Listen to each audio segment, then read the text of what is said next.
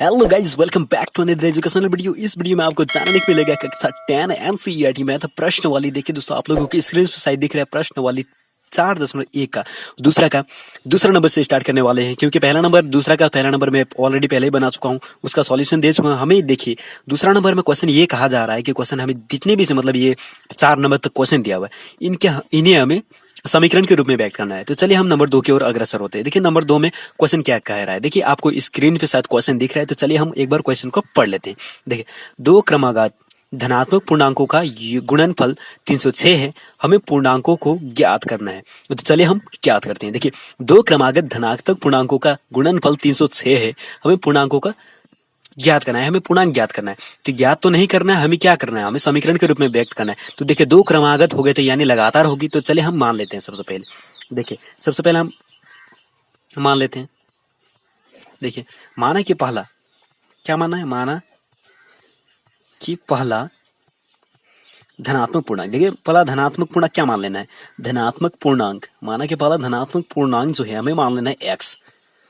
धनात्मक पूर्णांक क्या मान लेना है, एक्स मान लेना है। देखिए धनात्मक लगातार कहा गया है, तो लगातार मतलब क्या हो गया, एक्स के बाद सिंपल जैसा 1 के बाद अब 5 तक लगातार संख्या बोलने के लिए कहा जाए, आपको क्या पता है 1 2 3 4 5। उसी तरह एक्स के बाद कौन सा आएगा, दूसरी होगा हमारा दूसरा धनात्मक पूर्णांक क्या हो जाएगा, एक्स प्लस 1 होगा। कि क्यों लगातार बढ़ रहा है तो एक्स प्लस 1 हो गया। देखिए इस तरह से हमारा दो धनात्मक पूर्णांक निकल चुका है। अब हमें इसे समीकरण के रूप में व्यक्त करना है। तो चलिए हम करते हैं प्रश्न अनुसार। देखिए प्रश्न अनुसार लिखेंगे, क्या लिखेंगे, प्रश्न अनुसार, यानी प्रश्न में जो कहा गया है। देखिए प्रश्न में ये कहा गया है कि दोनों को गुणनफल करेंगे, यानी दोनों को गुणा करेंगे तो हमारा गुणनफल कितना आना चाहिए। देखिए क्वेश्चन में कहा 306 आना चाहिए। तो हम क्या करते हैं, एक्स इंटू एक्स प्लस 1 करेंगे तो कितना आना चाहिए, 306, यही होगा।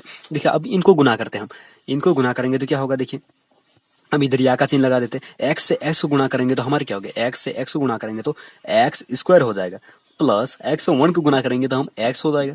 अब देखिए 306 इक्वल की इस पार प्लस में, इक्वल की इस पर लाने पर माइनस में कन्वर्ट हो जाएगा 306, और इक्वल के इस पर हमारे क्या बच गया, 0 बच गया। ये हमारा समीकरण है। तो इसी तरह से हमें ज्ञात करना चाहिए। देखिए इस तरह से हम निकाल चुके हैं नंबर 2 को। अब देखिए नंबर तीसरा की ओर। देखिए स्टूडेंट्स, देखिए नंबर तीसरा क्या कहता है। नंबर तीसरा का क्वेश्चन भी हम पढ़ लेते हैं। देखिए, रोहन की माँ उससे 26 वर्ष बड़ी है, उनके आयु वर्षों में का गुणनफल अब से 3 वर्ष पश्चात 360 हो जाएगी। हमें रोहन की वर्तमान आयु ज्ञात करनी है। हमें रोहन की क्या वर्तमान आयु को हमें समीकरण के रूप में दिखाना है। रोहन की माँ उससे 26 वर्ष बड़ी है, उनके आयु वर्षों में का गुणनफल अब से 3 वर्ष पश्चात 360 हो जाएगी। हमें रोहन की वर्तमान आयु निकालनी है। तो चले हम किस तरह से इसे सॉल्व करते हैं। सबसे पहले हम आयु मान लेते हैं दोनों का। देखिए सबसे पहले हम क्या मान लेंगे, सबसे पहले नंबर 3। देखिए नंबर 3 में क्वेश्चन ये कहा जा रहा है कि हमें उनको समीकरण में दिखाना है। तो देखिए सबसे पहले सबसे पहले हम ये मानना है कि देखिए हम मानेंगे माना कि रोहन की वर्तमान आयु, माना कि रोहन की जो वर्तमान आयु होगी, रोहन की क्या वर्तमान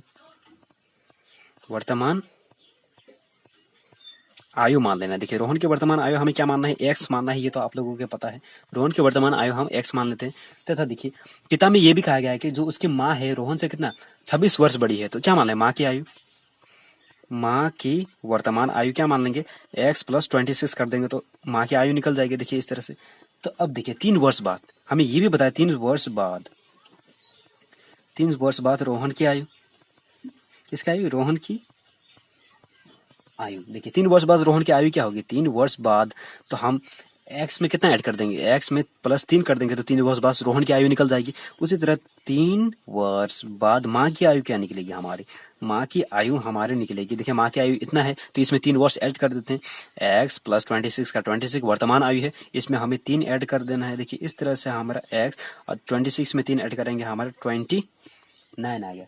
इस तरह से हमारा ये निकल गया कि 3 वर्ष बाद दोनों की आयु निकल चुका है। अब हमें प्रश्न अनुसार करना है। देखिए प्रश्न अनुसार ये हमें क्या कहता है, दोनों के आयु का गुणनफल कितना है, 300। एक्स प्लस 3 करेंगे और एक्स प्लस 29 करेंगे तो हमारा कितना आ रहा है, 360 आ रहा है। देखिए अब हमें इसे क्या करना है, गुणा करना है। देखिए एक्स से हम इस दोनों को गुना कर लेते हैं, पहले इस वाले एक्स से हम इन दोनों को क्या कर लेते हैं, गुना कर लेते हैं। एक्स से एक्स गुना होगा तो एक्स स्क्वायर होगा। अब देखिए एक्स से एक्स गुना होगा तो एक्स स्क्वायर, इस एक्स का हम 29 को गुना करेंगे तो प्लस 29 क्या होगा, एक्स होगा। प्लस का चिन्ह है तो प्लस का चिन्ह, 3 से हम x को गुणा करेंगे तो 3x हो गया हमारा। उसी तरह प्लस का चिन्ह है तो प्लस का चिन्ह, 3 से 29 को हम गुना करेंगे तो 87 आ रहा है हमारा, और इक्वल हमें दिखा देना है 360। इस तरह से कर देना है। देखिए इस तरह से ये कंप्लीट हो चुका है। अब देखिए इसको हम क्या करते हैं, एक्स वाले को अलग तरह, देखिए एक्स स्क्वायर में एक्स स्क्वायर अकेला है तो अकेला हम लिख देते हैं इसको। तो 29x 3x तो कितना हो गया, तो हमारा देखिए 29x और 3x को जोड़ेंगे तो हमारा कितना हो गया, हमारा देखिए यहाँ पर हो गया, प्लस करेंगे 32x, प्लस का प्लस 87 का 87, ये इक्वल के इस पार 360 जो है इक्वल के इस पार आने पर माइनस 360 में क्या हो जाएगा, कन्वर्ट हो जाएगा। इक्वल के इस पार हमारे 0 बच चुका है। देखिए अब इसको करते हैं एक्स स्क्वायर का, एक्स स्क्वायर प्लस 32x का 32x, तो प्लस माइनस क्या होता है, माइनस होता है। 360 में से हम 87 घटाएंगे तो हमारा 200 कितना आएगा, 73 आएगा। इस तरह से ये कंप्लीट हो चुका है, ये भी समीकरण के रूप में निकल चुका है। देखिए इसी तरह हमें समीकरण के रूप में ही निकालने के लिए कहा जा रहा है, ना कि उसकी आयु को हमें निकालने के लिए कहा जा रहा है। क्वेश्चन में आप ध्यानपूर्वक पढ़िए कि हमें समीकरण के रूप में व्यक्त करने के लिए कहा जा रहा है।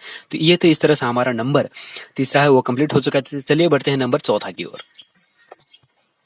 तो देखिए नंबर चौथा में ये कहा जा रहा है कि एक रेलगाड़ी 480 किलोमीटर की दूरी समान चाल से तय करती है। यदि उसकी चाल 8 किलोमीटर प्रति घंटा हो तो वह उसी दूरी को तय करने में 3 घंटे अधिक समय लेती है। हमें रेलगाड़ी की चाल ज्ञात करनी है। देखिए इस तरह से ये क्वेश्चन है, इसे भी हमें समीकरण के रूप में व्यक्त करना है। तो चलिए हम बनाना प्रारंभ करते हैं। तो देखिए सबसे पहले हम कितना लिख रहे हैं, नंबर हमारे 4 को सॉल्यूशन करना है, सॉल्व करना है। तो देखिए हमें सबसे पहले रेलगाड़ी की क्या माना है, सामान्य चाल। रेलगाड़ी की क्या मान लेना, सामान्य चाल। रेलगाड़ी की सामान्य चाल बराबर हम क्या मान लेंगे, x किलोमीटर प्रति घंटा यानी प्रति घंटा।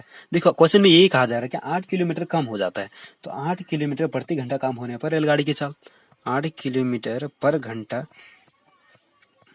चाल में कमी आने पर, चाल में कमी आने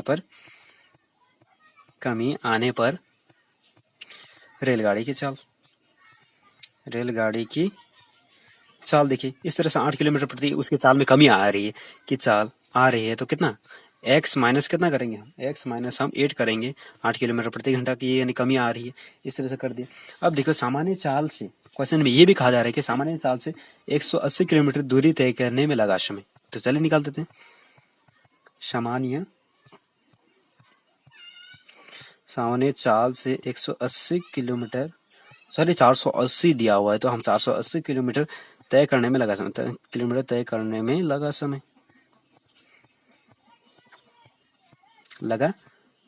देखिए सामान्य 4 से 480 किलोमीटर तय करने में लगा समय हम क्या मान लेंगे, हम मान लेंगे समय बराबर क्या होता है, दूरी बटे चाल। दूरी हमारा 480 किलोमीटर है और सामान्य चाल कितना दिया हुआ, सामान्य चाल x किलोमीटर है तो x मान लिए। इस तरह से हमारा निकल जाएगा 10 घंटा।